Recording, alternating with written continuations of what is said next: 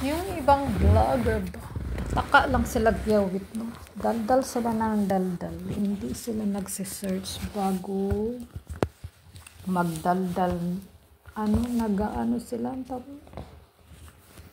nag-reaction sila, pero mali-mali. Pwede mo naman i-search sa Google. May Google naman. Diyos ko Lord.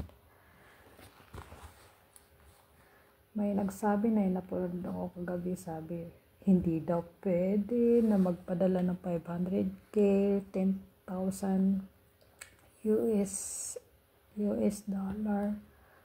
Diyos ko, andyan naman sa Google, i-time mo lang kung pwede. Diyos ko, 60,000 ang pwede. Kahit million ipadala mo, pwede. Kumbaga, 10,000 US dollar. Maliit lang yun. Ang pwede siyang i-send 60 US dollar. Sa Google naman yan. Hindi naman pares-pares ang rules ng mga apps. Merong apps, ayaw nila ng ganyan kalaki, pero may ibang apps pwede. Kanya-kanyang limit. Tapos yung yung nag-reaction kagabi na panood ko, parang nasa Germany siya.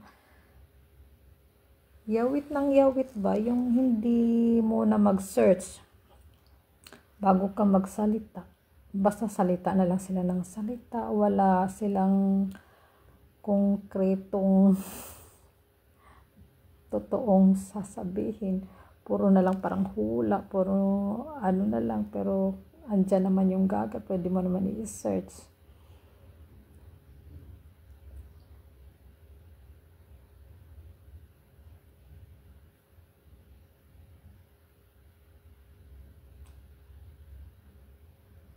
Pwede i-search.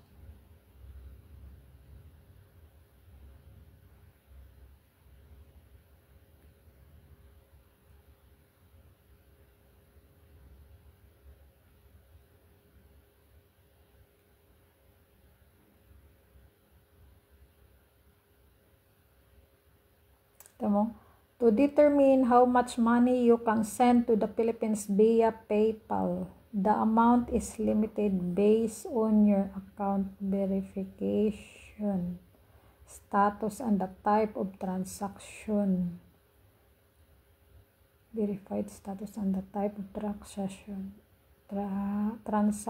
Verified account generally have higher limits, including a single transaction limit of 60,000, which PayPal may limit to 10,000. Kita mo 60,000? Unverified account have lower limits. And you can view the specific limit when sending money. Yung unverified.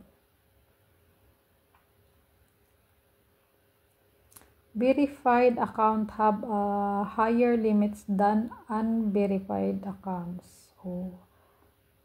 Transaction type. The limit may differ depending on whether you are sending to a friend, family, or for goods and services.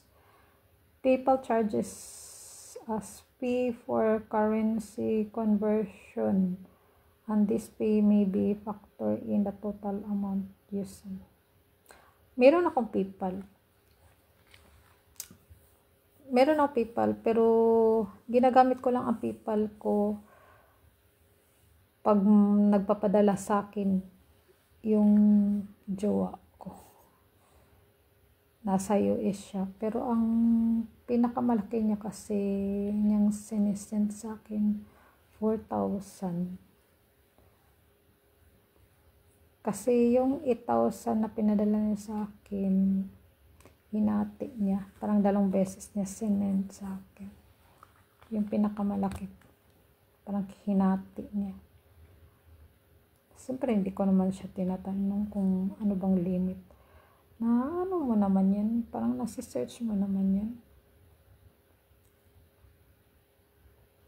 You can verified account, you can send up to 60,000 US dollar in a single transaction, but it may be limited to 10,000.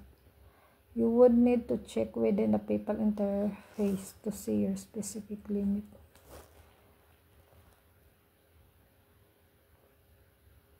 GCash transfer. You can also transfer money from PayPal to GCash with a minimum 500 PHP.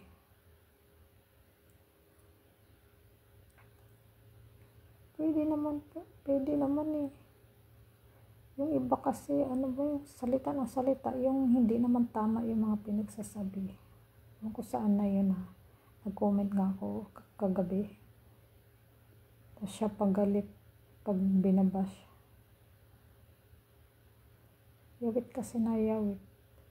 Sa bagay, yung iba naman talaga, salita ka ng salita. Kasi dito pag salita ka ng salita ng mali, mga ano, binabash ka, siyempre marami kang views or meron kang mag-follow sa'yo at takihin ka. Kaya yung iba sinasadya din, siguro sinasadya niya para sumikat, ganun lang yun.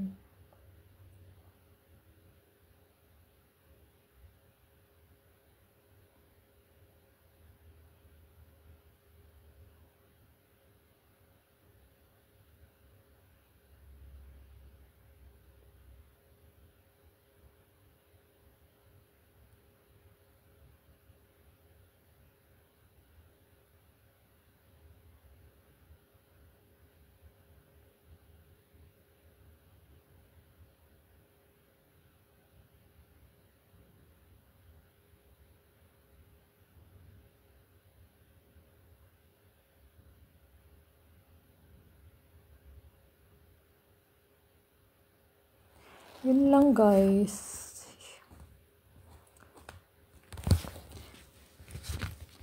Yung iba kasi salita yawit lang ang yawit basta wala namang ano.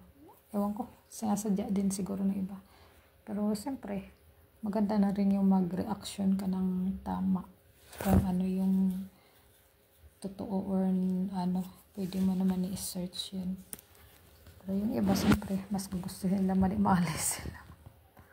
Para lang sa views. Naku.